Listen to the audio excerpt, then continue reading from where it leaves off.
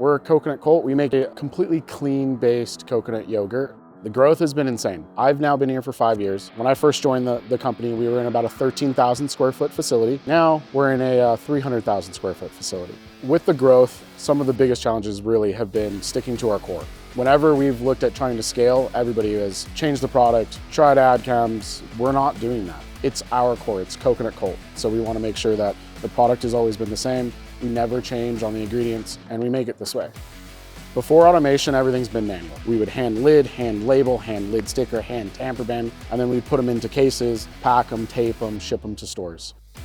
We've grown significantly from that, but the process is still technically the same, and it's still artisanal. We still use staff, we still need staff because of the way that we make it, but the automation just gets us scale.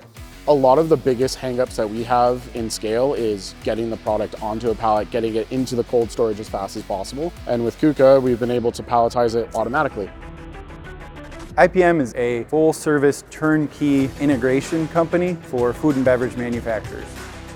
Coconut Cult prior to this line had smaller, slower speed lines. Both the case packing and palletizing portion were in large part done by hand, and the necessity for increased capacity required a big automated line that could handle higher capacity and more throughput.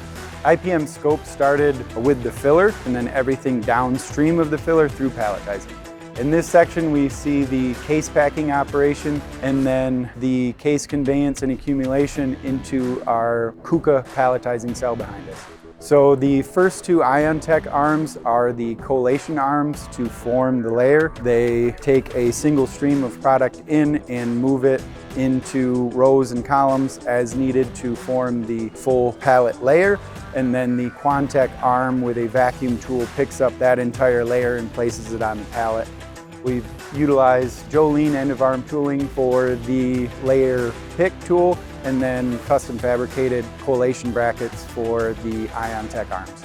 The IONTEC arms were chosen because of their speed. These are very quick movements that are necessitated to form the layers, and the QUANTEC arm was spec'd by payload and capacity that we needed. We have integrated dozens of KUKAs in the past. Our controls department really likes the KUKA software. We use the ConveyorTech software for the layer forming operation. We use the FlexPal software for the layer pick, and the Safe Operation Tech keeps all the arms in safe operation zones.